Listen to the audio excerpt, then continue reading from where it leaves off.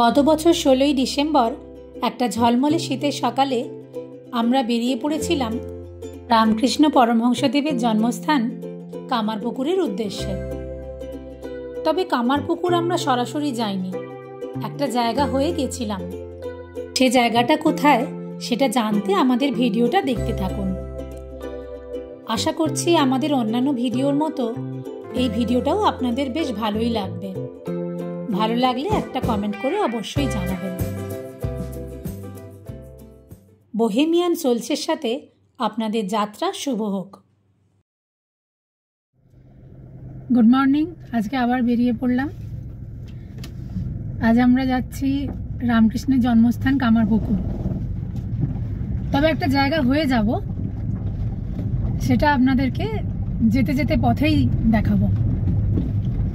একদম ডাইরেক্ট যাচ্ছি না, ভায়া যাব তো সেটা পরে দেখা যাবে। আর বেশ শীতের সকাল, সুন্দর ওয়েদার। এখন 7টা, আমাদের বেরোতে বেরোতে একটু দেরি হয়ে গেল। এখন বাজছে 7:25। 7:25-এ আমরা আমাদের শুরু করলাম। মাঝখানে আমরা মাকে তুলবো, তারপরে আমরা আবার যাব। তো আর কি, চলো হ্যাঁ, let's go bohemian sols.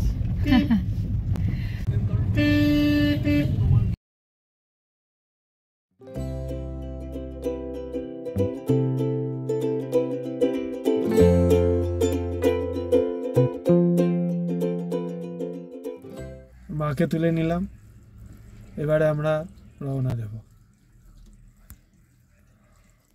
Kamarpukur তো যাব, মাঝখানে আর কোথায় হয়ে যাই সেটা পরে বলবো।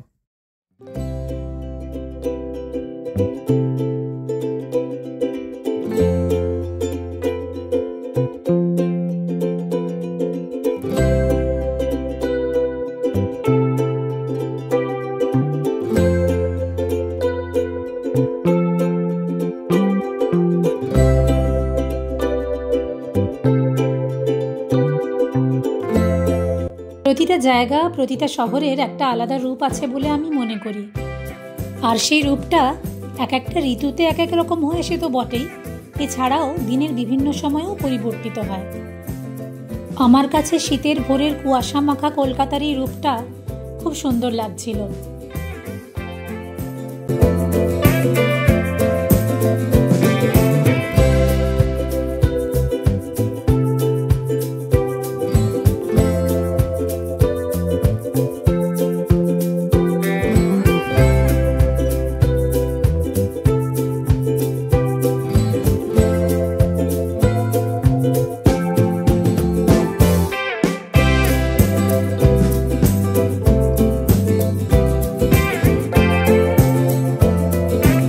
দেখতে দেখতে রূপনারায়ণ পার করে কোলাঘাটে এসে পৌঁছে আমরা নিলাম একটা ব্রেকফাস্টের ব্রেক।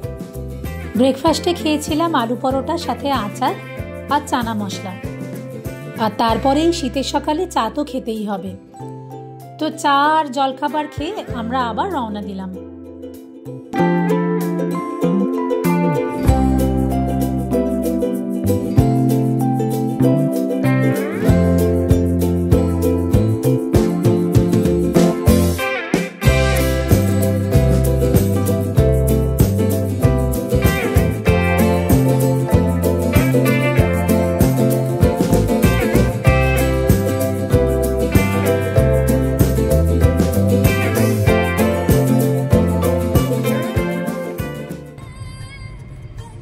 এটা হচ্ছে ঘাটালের ময়রা পুকুর। এবারে ময়রাদের জায়গা, প্রচুর ময়রা এখানে থাকতো বলেই নাম হয়েছে বোধহয় ময়রা পুকুর। তবে এখানে এই জায়গাটা অনেকেই টিভিতে বা কাগজে দেখেছে, কেননা এখানে নৌকো চলতে দেখেছে। এই রাস্তা অবধি বন্যাতে ডুবে যায়।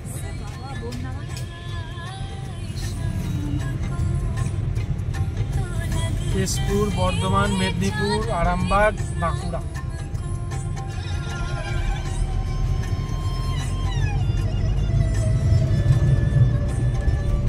আমরা গাড়িতে কখন উঠলাম, মানে কোলাঘাটে খাওয়া দাওয়া করে এই 10:25 হবে, তাই 1 ঘন্টাও হয়নি ঘাটালে পৌঁছে গেছি। 12টার মধ্যে পৌঁছে যাবো।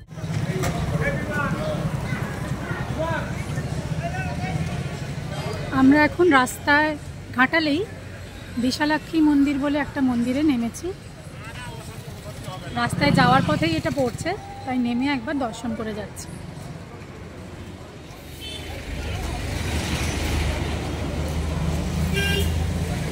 এখান দিয়ে আমরা এলাম কলকাতা থেকে, এটা ঘাটাল, এইটা দিয়ে সোজা চলে যাচ্ছে ক্ষীরপাই, ঝাড়গ্রাম, মেদিনীপুর, এই রাস্তাটা সোজা চলে যাচ্ছে। আর এইখানে ঘাটালের একটা কর্নারে এটা হচ্ছে বিশালাক্ষী মন্দির। বিশালাক্ষী মন্দির আমি ছোটবেলা থেকেই আমি দেখছি, আসি, কিন্তু কোনোদিনও ঢোকার সুযোগ হয়নি। তো এবারে যেহেতু আমি আমার বাহন নিয়ে এসেছি, সেই জন্য এবারে একবার ঢুকে প্রণাম করে যাব।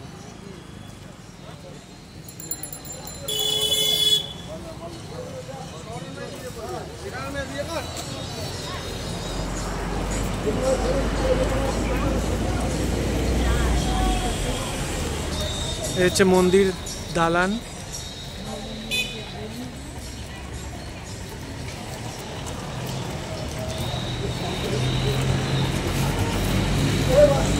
সুন্দর মন্দির।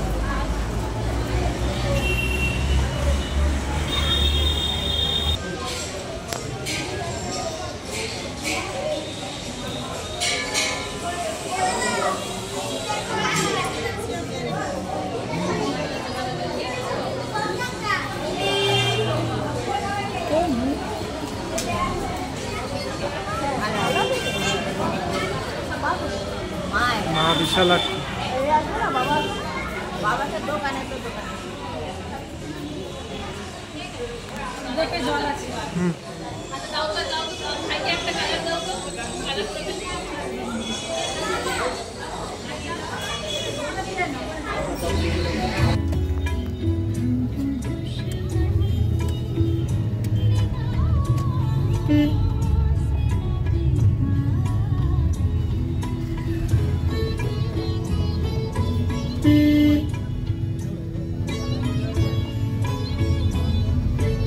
জায়গাটার নাম বরদা চৌকা। বরদা চৌকা, সেটাকে সবাই বড়দা বলে,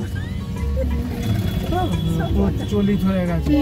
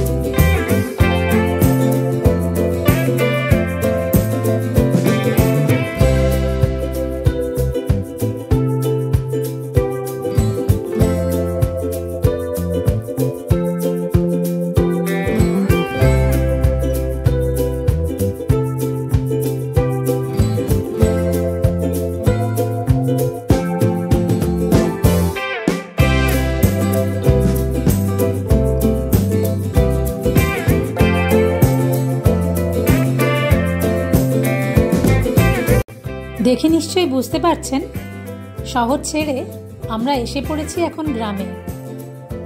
ধান ক্ষেতের মাঝখান দিয়ে, যাকে বলে ওই গ্রাম ছাড়া ওই রাঙামাটির পথ, তার মধ্যে দিয়ে এখন আমাদের গাড়ি চলছে।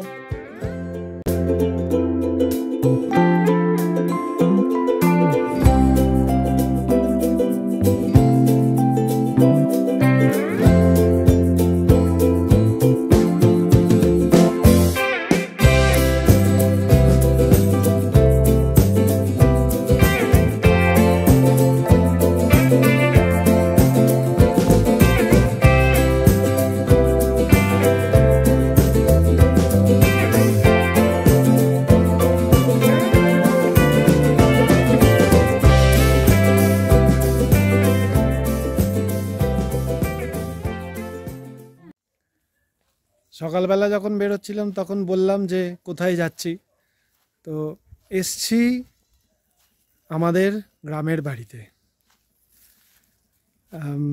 এটা এটা হচ্ছে আপনার, এটা হচ্ছে রঞ্জপুর, গ্রামের নাম রঞ্জপুর। ঘাটাল থেকে একটু এগিয়ে বর্দা দিয়ে ডান দিকে গেলে সুলতানপুরের কাছে রঞ্জপুর গ্রাম।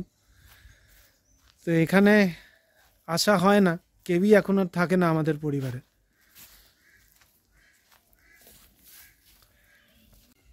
কিন্তু এই বছরে এক আধবার আসা হয়।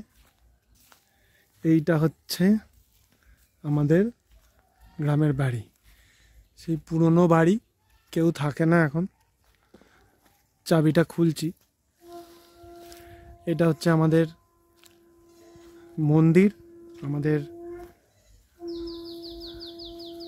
আমাদের কুলদেবতা বলতে পারেন। আমাদের কুলদেবতা হচ্ছে নারায়ণ, নারায়ণ প্রতিষ্ঠিত। এখানে শিব মন্দিরও আছে, তো একটু পরে দেখাচ্ছি।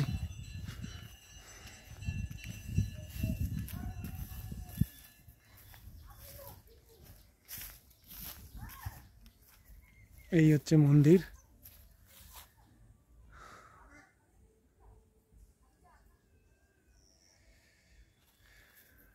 মন্দির লাগোয়া বাড়ি, পুরনো দিনের পুরনো গ্রামের বাড়ি, মাটির বাড়ি, মাটির তৈরি 3 তলা বাড়ি। এখন কেউ থাকে না এখানে।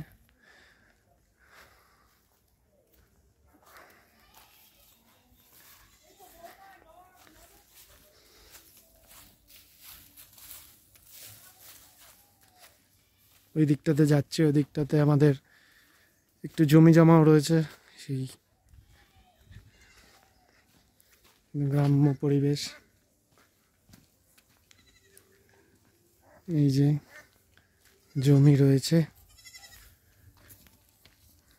এখানে চাষ হয়, আমরা চাষে দিই জমিটা চাষ করতে। আমাদের পক্ষে তো এসে চাষ করা সম্ভব না এখন।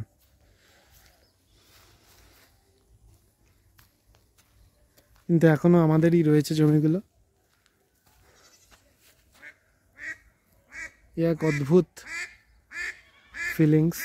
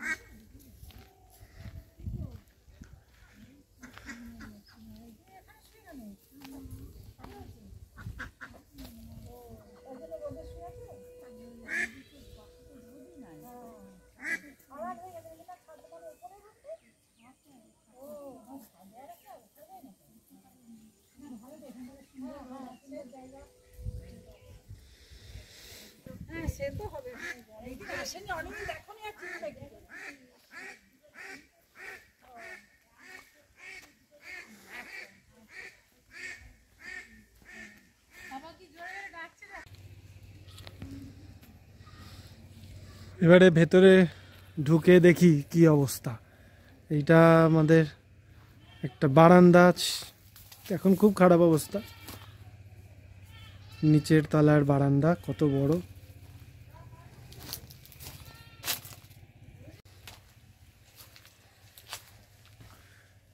কি ছিল জায়গাটা, কি সুন্দর সাজানো গোছানো। এই হচ্ছে কাঁঠাল গাছ, ওই হচ্ছে 2 তলার বারান্দা, এই হচ্ছে 1 তলার বারান্দা।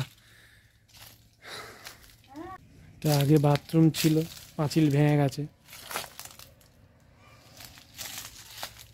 এই হচ্ছে উঠোন, এই উঠোন দিয়ে গিয়ে এই হচ্ছে রান্নাঘর। হেঁসেলের 2টো দিক। এই দিকে এইখানটাতে রান্না, এই দিকে একটা জায়গা, কিচ্ছু নেই এখন। এদিকেও একটা জায়গা।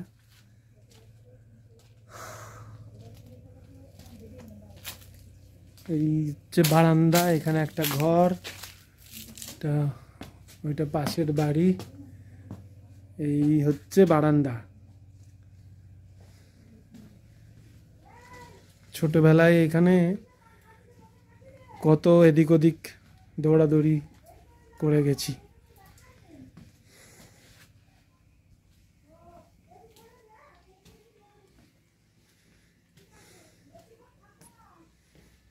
এবারে উপরে যাওয়া যাক।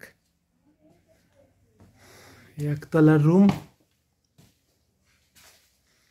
রুমের অবস্থা অতটা শোচনীয় নয়, থাকলে না থাকলে যেরকম হয় সেরকম। কাঠের সিলিং, এখানটা খুব অন্ধকার, এটা সিঁড়ি।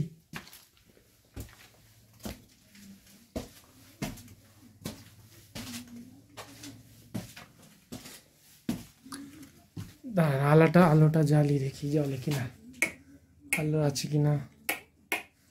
না, আলো নেই, পাখা চলছে।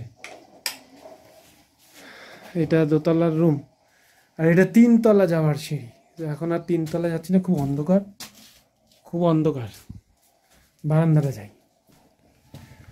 লম্বা টানা বারান্দা।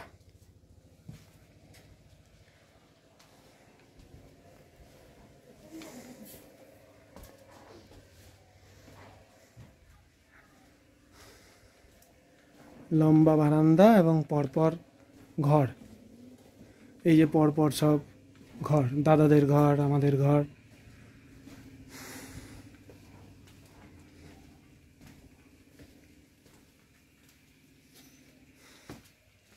এই পর্যন্ত। কে এসছে দেখো, নাকি কেউ এসছে বোধ হয়।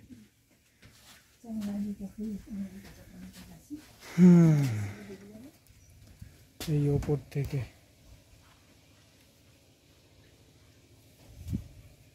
এই আমাদের মন্দির।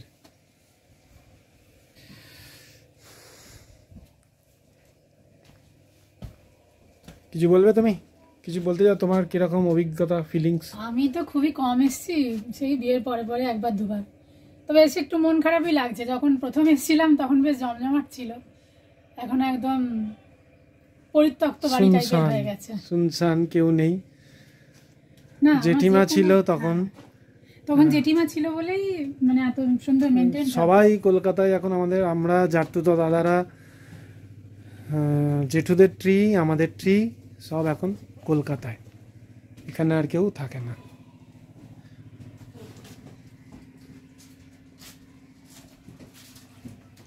ঘুরতে আসার জায়গা। ফটো আছে? হ্যাঁ, ফটো আছে।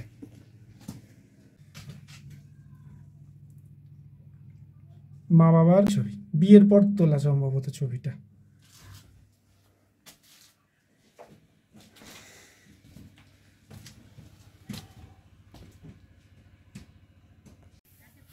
এই হচ্ছে নারায়ণ মন্দির, আর তার পাশে শিব মন্দির।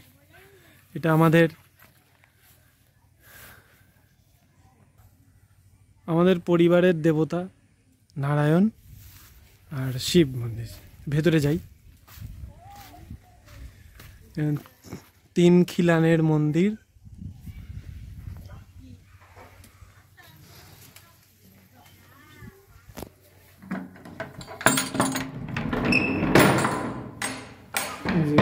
নারায়ণ বিরাজমান। এখন নারায়ণ ঘুমোচ্ছে, ওই জন্য ঢাকা দিয়ে রাখা হয়েছে। আর এটা তুলসী মঞ্চ। আর এই হচ্ছে শিব মন্দির।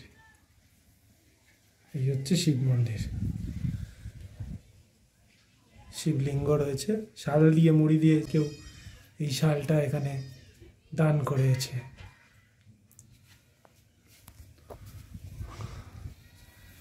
শ্রী শ্রী গঙ্গাধর শিবায়, স্থাপিত 1206, সংস্কার 1411।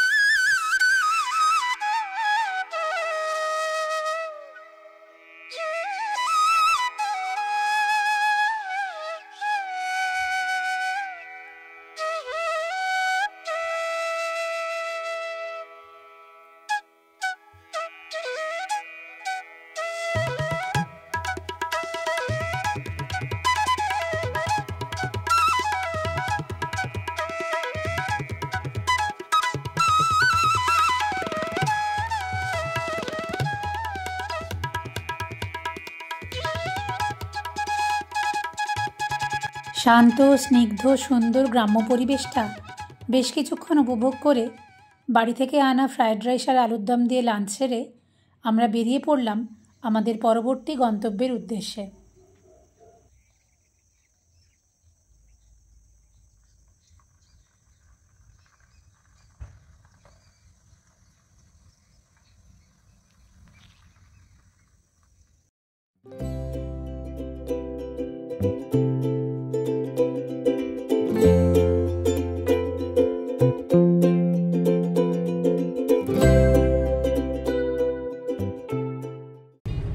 আমাদের গ্রামের বাড়ি থেকে বেরিয়ে এবারে আমরা রওনা দিয়েছি কামারপুকুরের উদ্দেশ্যে।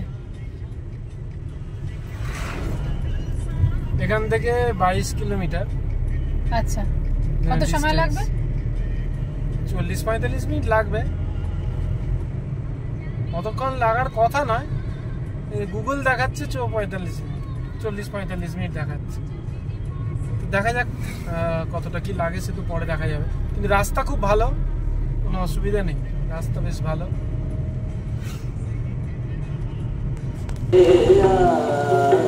আমরা এখন কামারপুকুরের রামকৃষ্ণ মঠের একদম গেটের সামনে আছি। গেটের ভেতরে তো ছবি তোলা যায় না। আর আমরা আজকে এসে পৌঁছেছি সন্ধেবেলা এসে পৌঁছেছি, ওই জন্য এখন অন্ধকার হয়ে গেছে। কাল সকালবেলা আমরা আবার ছবি তুলবো, ভিডিও তুলবো। এখন যেটুকু দেখানো যায় আর কি, যেটুকু দেখানো যায় বাইরে যেগুলো আমরা এখন এখানে সন্ধেবেলা সন্ধ্যারতি দেখলাম, তারপরে এখানে এখন ভজন হচ্ছে, এখানে তো শোনাই যাচ্ছে নিশ্চয়ই। আর খুব সুন্দর একটা পরিবেশ এই সন্ধেবেলা শীতের রাত্রিরে, খুবই ভালো। কালকে সকালবেলা আবার আমরা যখন বেরোবো 7 দিকে ঘুরতে, বিভিন্ন জায়গা দর্শনীয় স্থানগুলো আমরা ঘুরবো, তারপরে আমরা কালকে ফিরবো। তো আপাতত আজ রাতে এটুকুই আপডেট। আর এই যে সুন্দর ভজন হচ্ছে,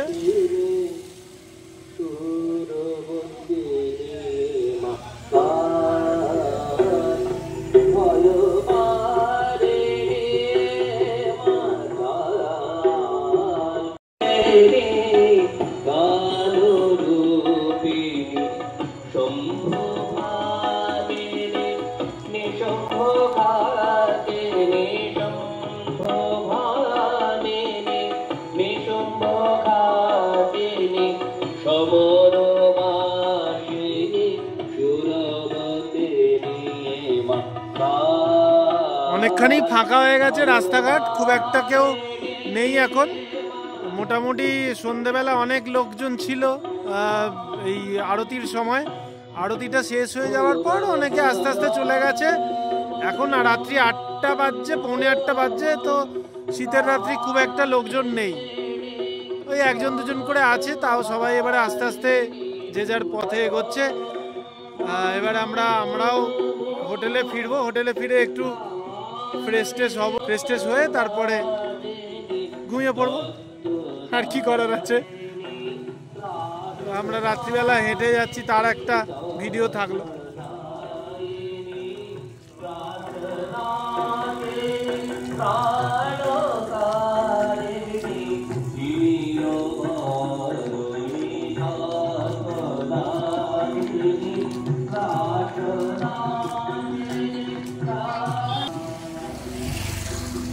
এখানে এই যে বিভিন্ন গাড়িতে লেখা আছে গাড়ি ভাড়া পাওয়া যায়, তার মানে হচ্ছে এই গাড়িগুলো ভাড়া করে লোকজন ঘুরতে পারে।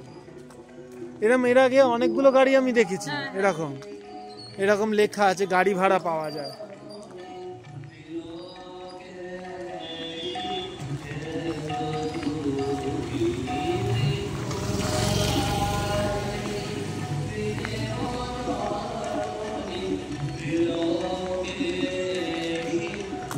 SBI এর ATM একদম মঠের উল্টো দিকে। আর এখানে পার্কিং তো দেখাচ্ছি, পার্কিং লট এখন ফাঁকা। এই 8:30টার মধ্যে পার্কিং থেকে গাড়ি বার করে নিতে হয়, না হলে কি হয় আমি জানি না। আমাদেরও গাড়ি বার করে নিতে হলো 8:30টার মধ্যে বললো। আর এখানে বেশ মিষ্টির দোকান আছে, সাদা বোঁদে পাওয়া যায়, প্রসিদ্ধ সাদা বোঁদে, যেটা ঠাকুর খেতে খুব ভালোবাসতেন। দোকানপাট কালকে দেখিও, আজকে তো সব বন্ধ। হ্যাঁ আজকে বন্ধ। আর এই যে পার্কিং লট, এখন পার্কিং লট পুরো ফাঁকা হয়ে গেছে, আর একটাই গাড়ি দাঁড়িয়ে আছে। আমাদের গাড়িটাও বার করে নিয়েছি, কেননা বললো 8:30টার মধ্যে। এখানে লেখাও আছে, কোথায় লেখা আছে যেন, এইখানে ওই যে ওদিক দিয়ে বেরোবো। পার্কিং লট একদম ইয়ের মধ্যে, এই যে এখানে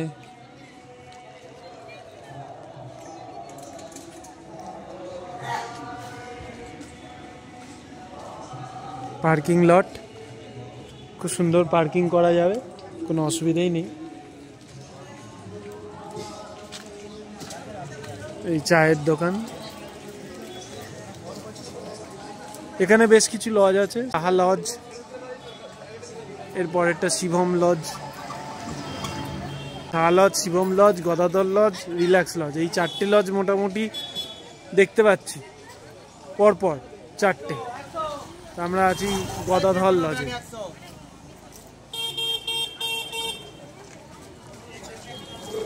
এখানটা একটু দোকানপাতি আছে, ওই জন্য একটু ভিড়, লোকজন আছে। এইটা হচ্ছে শিবম লজ। এখানে রামকৃষ্ণ হোটেল, আজকে সব বন্ধ আছে, আজকে এখানে বন্ধ আছে। যিনি দোকানপাট, কেউ একজন মারা গেছে, সেই তার জন্য সব বন্ধ আছে একদিন। কিছু বেশ কিছু খোলাও আছে, সব বন্ধ নেই। ওই দূরে রিল্যাক্স লজ। আমরা আছি এই যে গদাধর লজ। এই গাড়ি রেখেছি সামনেই। এইদিকে চলে যাচ্ছে জয়রামবাটি, আর এইদিকে চলে যাচ্ছে আরামবাগ। এইটা হচ্ছে ক্রসিং। কাল সকালবেলা আবার দেখা যাবে, চলো।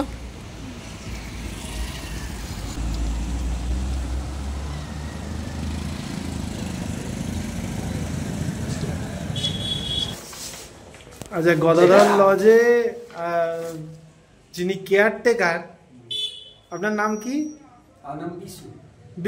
বিশুদা। আলোর দিকে দেখেন, বিশুদা এত সুন্দর আঁকতে পারে। এইদিকে আসুন, এই দেখুন বিশুদার আঁকা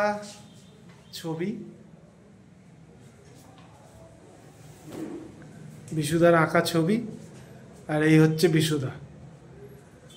তো এরকম কত মানুষ আছে যারা জানতেই পারি না আমরা, লাইম লাইটের পেছনে যারা। বিশুদা, আপনি এই আঁকা কবে থেকে আঁকছেন?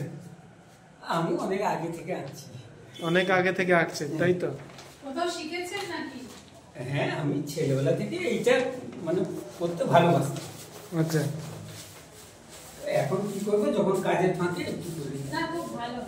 খুব ভালো, খুবই সুন্দর। এর আগেও অনেকগুলো ছবি আমরা দেখেছি, সেগুলো খুব সুন্দর। আর এই যে ওনার নিদর্শন হচ্ছে এই যে দেওয়ালে, পুরো দেওয়াল জুড়ে যে এই বিবেকানন্দ আর সমুদ্রের মধ্যে এইরকম দেওয়াল জুড়ে আঁকা, এইটা বিশুদার আঁকা। তো গদাধর লজে কেউ যদি আসে তাহলে বিশুদার সাথে নিশ্চয়ই দেখা করবে। বিশুদা তার সৃষ্টির অনেকগুলো নিদর্শন দেখাতে পারবে। এক গাদা এঁকে রেখেছিলাম, হনুমানের ছবিটা ভালো হয়েছিল, নিয়ে চলে গেছে। তারপর দেখি খুঁজে পাই, এবার আমার কোনো বন্ধ করি। একটু লজ্জা পাচ্ছে বিশুদা ক্যামেরার সামনে, কিন্তু খুবই ভালো মানুষ, খুবই ভালো এবং শিল্পী যাকে বলে। সারা দিনটা সুন্দরভাবে কেটে গেল। রাত্রেবেলা রুটি, তড়কা আর পনির দিয়ে ডিনার সেরে আমরা ঘুমিয়ে পড়লাম। কালকে কামারপুকুরে আরও বেশ কিছু জায়গা ঘুরে আমরা যাব জয়রামবাটি। সবাই খুব ভালো থাকবেন। আবার কাল সকালে দেখা হচ্ছে। ধন্যবাদ।